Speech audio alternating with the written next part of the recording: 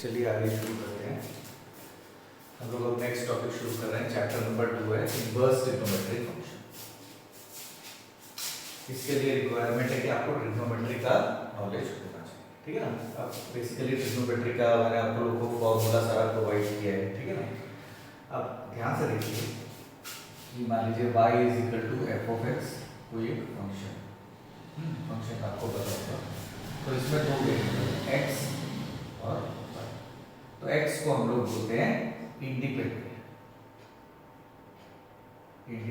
Variable. क्यों? क्योंकि x की वैल्यू हम अपनी मर्जी से दे सकते हैं और x की वैल्यू के ऊपर डिपेंड करता है y की वैल्यू। इसको बोलते हैं डिपेंडेंट, ठीक है। अगर फंक्शन ये है y इज इक्वल टू, तो इसको जो जो वैल्यूज हम लोग दे सकते हैं उसके सेट को हम लोग कहते हैं डोमेन।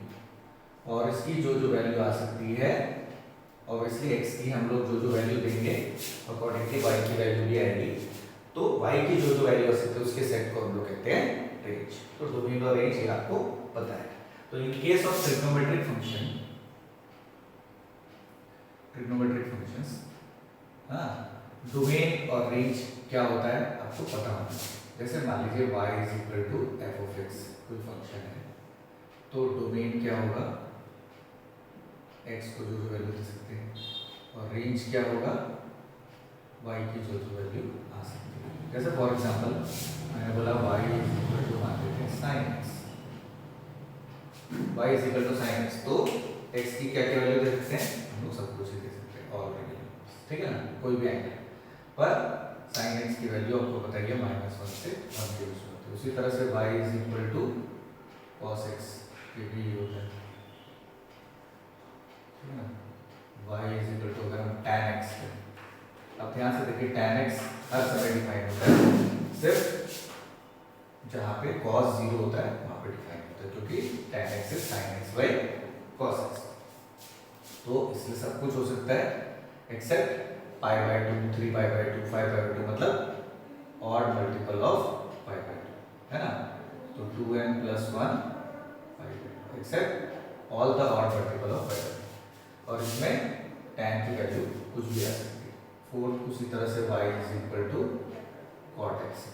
अब cot x क्या होता है, cos x by sin x, तो sin x 0 नहीं होना चाहिए, तो ऑल मल्टीपल ऑफ पाई, ठीक है ना। ध्यान से देखिए जहाँ पे sin 0 हो रहा है वो वाला वैल्यू हम नहीं ले रहे, ठीक है ना। पांचवा है y is equal to cosec x। अब cosec x क्या होता है, 1 by sin x, तो उसमें ये सेम ही होगा जो cot का है, r minus n by। पर cot की वैल्यू जो होती है, cosec की वैल्यू जो होती है, all real number except the numbers between -1, मतलब सारे रियल नंबर्स होते हैं पर -1 से 1 के बीच के जो रियल नंबर्स होते हैं वो 6 y is equal to sec x। sec x का जो cos का होता है, जो tan का होता है, वो all real number accept 2n plus 1 pi by 2, और यहाँ पर ध्यान दीजिए इसका मतलब रियल नंबर -1 से 1 तक सारे, मतलब सारे पॉइंट वाले सारे नंबर रियल नंबर्स की बात हो रही है। ये ऊपर इंटरवल है, मतलब -1। ये आपका ट्रिग्नोमेट्रिक फंक्शन का डोमेन और रेंज है। ये हम लोग 11th क्लास में पढ़े थे। पर हम लोग अभी क्या पढ़ने जा रहे हैं, इनवर्स ट्रिग्नोमेट्रिक फंक्शन, है ना। तो इनवर्स ट्रिग्नोमेट्रिक फंक्शन क्या होता है, कैसे क्या होता है, उसके बारे में हम थोड़ा समझने की कोशिश करें। अब ध्यान दीजिए कि मान लीजिए y इज इक्वल टू है sin x। फॉर एग्जाम्पल मान लीजिए मैंने लिया y इज इक्वल टू है sin pi by 6। sin pi by 6 क्या होता है, हाफ, आपको बताइए। तो इसको मैं कुछ ये दोनों चीज़ों की, तो मैं इसका साइन को दूसरी तरफ ले गया, तो मैं लिख सकता हूँ sine inverse half is equal to pi by 6। इसी रिलेशन को मैं इस तरह से भी लिख सकता हूँ। ध्यान से देखिए साइन पाई बाई 6 क्या होता है, हाफ होता है, तो इसलिए sine inverse half is equal to pi by 6, ठीक है ना। और लेते हैं, जैसे मान लीजिए मैंने लिया tan पाई बाई 4, ये क्या होता है, 1 होता है, तो tan inverse 1 is equal to pi by 4। उसी तरह देखिए cosec pi by 4 is equal to होता है √2। तो इसलिए cosec inverse √2 is equal to pi by 4 होता है। ठीक है ना, इस तरह से आप सारे ट्रिग्नोमेट्रिकल फैक्ट्स को आप इस तरह से लिख सकते हो। मतलब कहने का ये हुआ कि in general if y is equal to sin x, so what we can say that sin inverse y is equal to x. If y is equal to cos x,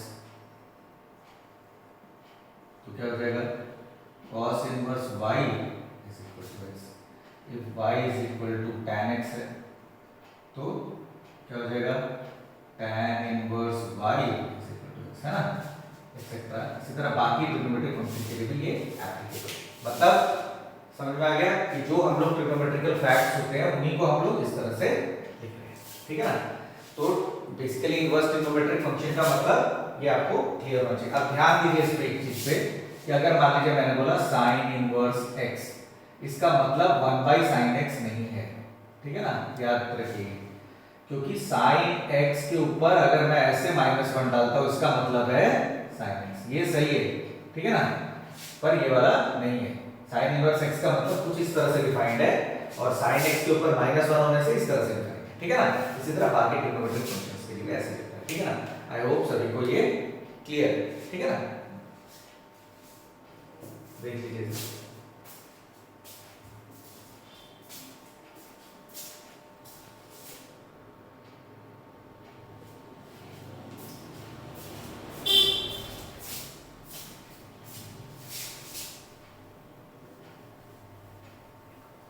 अब आप ध्यान से देखिए, अब एक बहुत इंपॉर्टेंट चीज हम करने जा रहे हैं, ध्यान से समझिएगा। देखिए जैसे आपको पता ही है कि trigonometric functions are periodic. Periodic मतलब क्या होता है, मतलब उसकी वैल्यू एक फिक्स इंटरवल के बाद बार बार रिपीट होती है। कहने का मतलब ये है कि जैसे मान लीजिए मैंने बोला sin 30 डिग्री, sin 30 डिग्री की वैल्यू होती है हाफ, तो आप देखोगे sin 390 की वैल्यू भी हाफ होगी। ठीक है ना, sin 750 की वैल्यू भी हाफ होगी। मतलब हर एक 360 डिग्री के बाद उसकी सेम वैल्यू आएगी, फिर से सेम वही वैल्यू आएगी।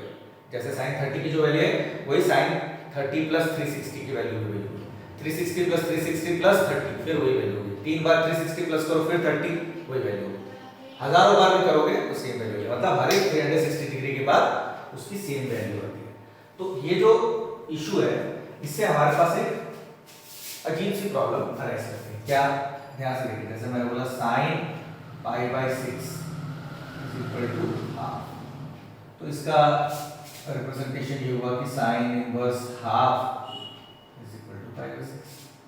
अब मैंने बोला कि sin 13 π/6 ये भी हाफ ही होता है, तो इसका मतलब ये हुआ कि sin इनवर्स हाफ तो 13 π/6 भी हो सकता है। इसी तरह sin 4π 25 π/6 इसकी वैल्यू भी हाफ ही होती है, तो sin inverse half is also equal to 25 π/6। इसी तरह और बहुत सारे वैल्यूज कर सकते हैं। तो कहने का मतलब ये है कि अगर मान लीजिए कभी मैंने बोला sin इनवर्स हाफ, तो कोई बोलेगा π/6, कोई बोलेगा 13 π/6, कोई बोलेगा 25 π/6, मतलब बहुत सारे वैल्यूज है ना। तो ये तो एक अजीब सी प्रॉब्लम आ रही है कि अगर मैं वैल्यू निकालने के लिए बोलूं तो हाँ सब अलग अलग वैल्यू निकालेंगे, तो ये समस्या हो जाएगी। तो इस समस्या को सॉर्ट आउट करने के लिए हम लोगों ने क्या किया, एक प्रिंसिपल ब्रांच सेलेक्ट कर लिया। मतलब हमने एक इंटरवल बता दिया कि अगर कुछ नहीं बोले तो उसी इंटरवल के बीच में हमें आंसर देना है। ठीक है ना, उसको हम लोग प्रिंसिपल वैल्यू ब्रांच या प्रिंसिपल ब्रांच कहते हैं। ठीक है ना, तो सारा जो हमारा स्टडी होता है वो उस ब्रांच के अंदर ही हो जाता है, अनलेस अदरवाइज स्टेटेड। मतलब अगर हमने बोल दिया कि कोई और ब्रांच में बताना है तब अलग बात है, नहीं तो उसी ब्रांच में हमें आंसर देना है। ठीक है ना, तो अब सेम जैसे ट्रिग्नोमेट्रिक फंक्शन के लिए डोमेन रेंज था, उसी तरह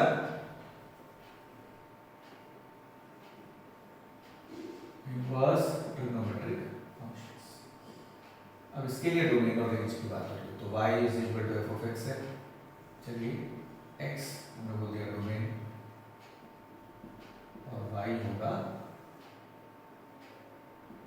y की वैल्यू मतलब रेंज। अब मान लीजिए पहला हमने लिया y is equal to sine inverse x, ठीक है ना। अब इसमें x को क्या क्या वैल्यू दे सकते हैं, ध्यान से देखो यहाँ पे उल्टा हो रहा है। जैसे y is equal to sine inverse x में x क्या है, x एक नंबर, और साइन इनवर्स x क्या है, मतलब y क्या है, एक एंगल, ठीक है ना। ये समझ लीजिए। तो इसको ट्रिक क्या याद करने का, जो ट्रिग्नोमेट्री में रेंज होता है वो यहाँ पे डोमेन होता है। तो इसका हो जाएगा -1 to 1, पर अब ये है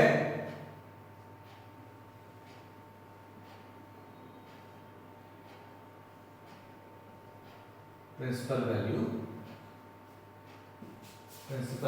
ब्रांच, ठीक है ना, या प्रिंसिपल ब्रांच भी बोल सकते हैं, ठीक है। ये होगा पहला वाला -π/2 से π/2। कहने का मतलब ये है कि -1 से 1 इसका डोमेन हो गया और रेंज -π/2, मतलब बाकी एंगल हमें सोचना नहीं है, सिर्फ एक एंगल। इसी तरह से दूसरा y is equal to cos inverse x, इसका -1 to 1 देख सकते हो, -1 to 1 है, पर ये हो जाएगा 0 to π। तीसरा y is equal to tan inverse x, इसका r और इसका -π/2 से π/2 होगा, पर अब ये ऊपर क्योंकि tan π/2 इज नॉट होगा, आपको बताइए y is equal to cot inverse x, इसका भी r और इसका 0 to π पर ऊपर। फिर y is equal to cosec inverse x, इसका होगा और real number except the numbers between -1 और 1, और इसका होगा -π/2 से π/2, नहीं कोसेक का -π/2 से π/2 क्लोज इंटरवल एक्सेप्ट 0, मतलब 0 को छोड़ के बाकी सारा, ठीक है ना। और 6 है y is equal to sec inverse x, ये होगा और रियल नंबर एक्सेप्ट है -1 and 1, -1 to 1, यहाँ होगा 0 to π क्लोज इंटरवल एक्सेप्ट π/2, जो कि π/2 पे डिफाइन होता है, ठीक है ना। तो ध्यान दीजिए, ये अब आपको याद रखना है, आगे काम आने वाला है, बहुत इंपॉर्टेंट है, ठीक है ना। ये कैसे आया समझ में आ गया ना, कि ये जो इंटरवल हम ले रहे हैं ये अपने प्रिंसिपल वैल्यू ब्रांच, मतलब ये सेलेक्टेड ब्रांच है, वैल्यू -1 से 1 बार बार रिपीट करके साइन की वैल्यू, जैसे देखोगे 0 से 360 तक आप जाओगे तो आएगा, उसके बाद फिर से आएगा, फिर से आएगा, आता जाएगा। तो ये इस तरह से आपको याद रखना है, ठीक है। देख लीजिए इस तरह से,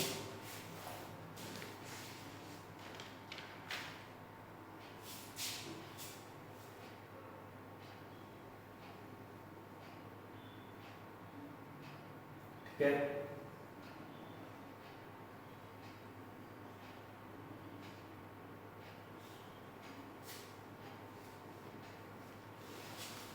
देख लीजिए फटाफट।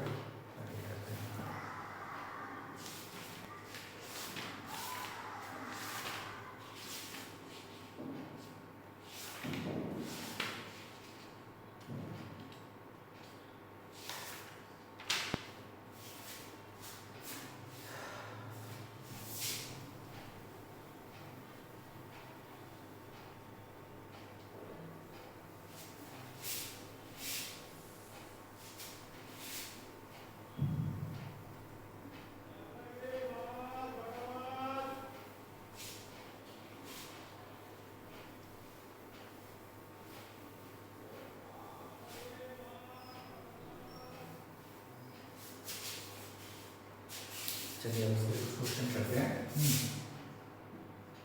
फाइंड प्रिंसिपल वैल्यूज ऑफ,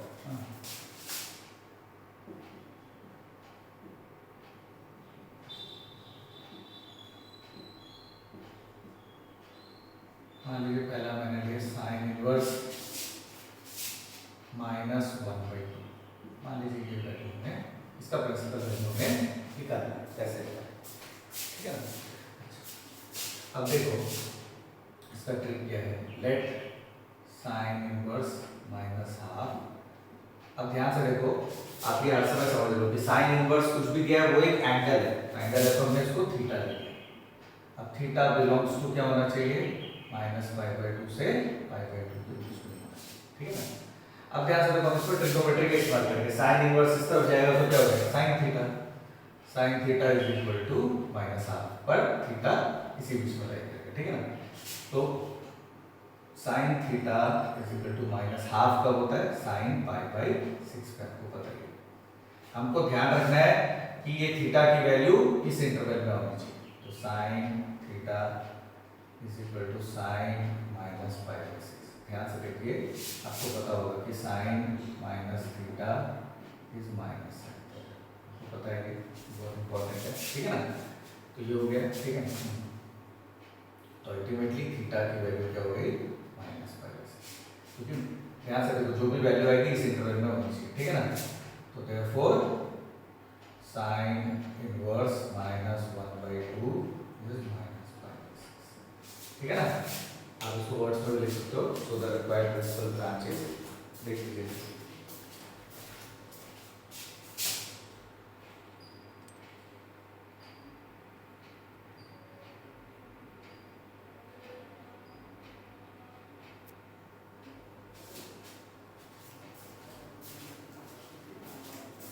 ठीक है,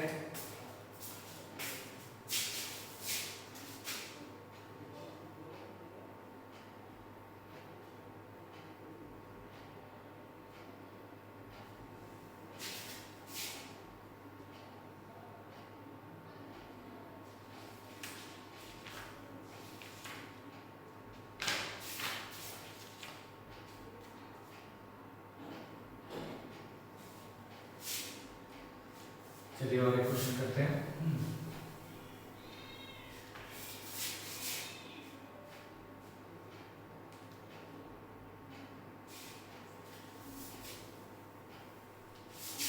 क्वेश्चन नंबर 2 है इवैल्यूएट,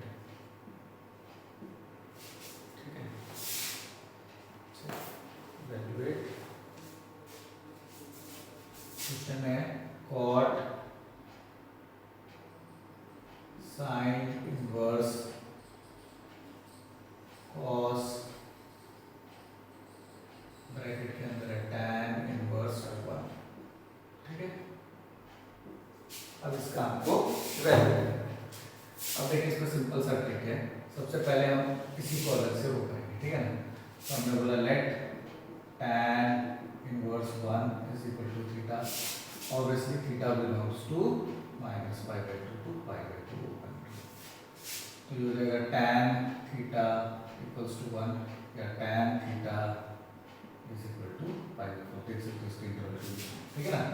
तो therefore theta is equal to tan, ठीक है, मतलब तो tan थीटा π/4 हो गया, तो सॉरी यहाँ पे tan π/4 होगा, तो थीटा इज इक्वल टू π/4, मतलब tan इनवर्स 1 की जगह मैं π/4 डाल सकता हूँ, है ना। तो इसलिए मैं यहाँ से इसमें डाल दूंगा। तो देयरफॉर कॉट साइन इनवर्स, सबसे पहले हमें भी है जो क्वेश्चन है वो तो लिखना ही पड़ेगा,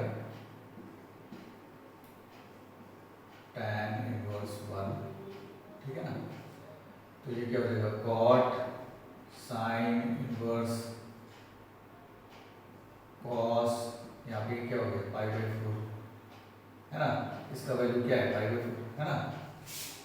यहाँ नहीं डाला मैंने, ये मैंने यहाँ पे डाल दिया, ठीक है ना।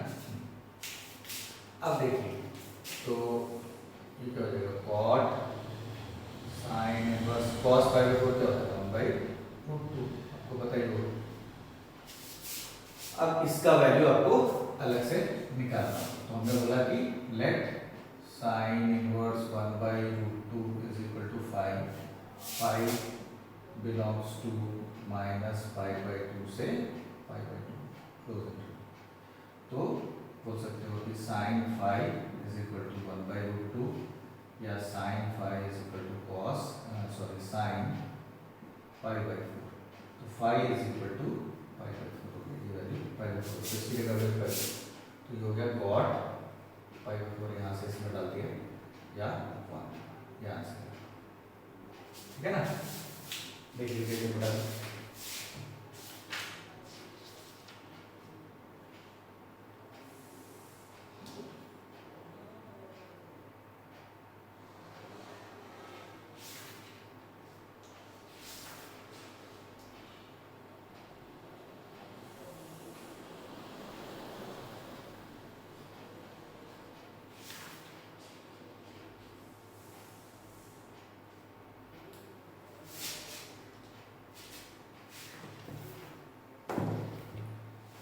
ठीक है, इस तरह से हाँ चलिए एक और क्वेश्चन कर लेते हैं।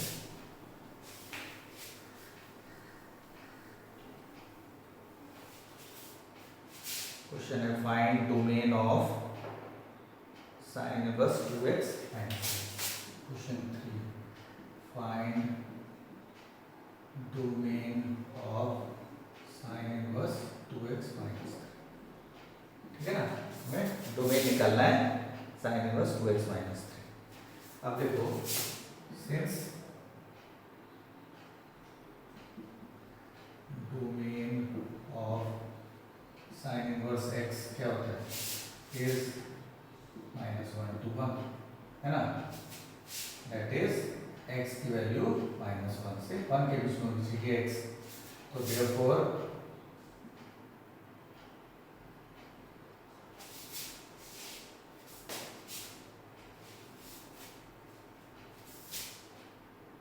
domain of sin inverse 2x minus 3 is -1 to 1। अब x की जगह यहाँ पे 2x minus 3, so 2x minus 3 must lie between -1 and 1, बताइए, ठीक है ना। तो अब 3 minus 3 हटाने के लिए सबको 3 ऐड कर दिया, -1 plus 3 2x minus 3 plus 3 1 plus 3, तो ये हो गया 2x 4। फिर हमने सबको 2 से डिवाइड कर दिया, तो 2/2 2x/2 4/2, ठीक है ना। तो ये क्या हो गया 1x 2, तो therefore domain of f(x) is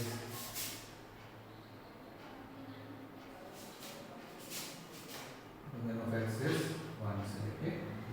अब ध्यान से देखो मैंने यहाँ पे गलत किया है, गलत ये है, ये नहीं होगा, ये तो होगा ही, क्योंकि इसका x का ये होता है तो इसलिए x की जगह 2x, ठीक है ना। तो ये होगा डोमेन, यानी कि डोमेन फंक्शन का ये है, फंक्शन मतलब इसका, ठीक है ना।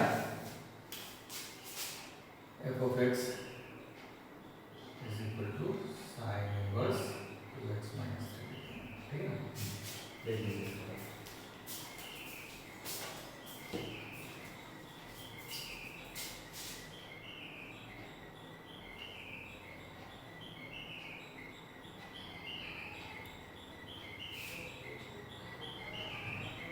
चलिए ठीक है।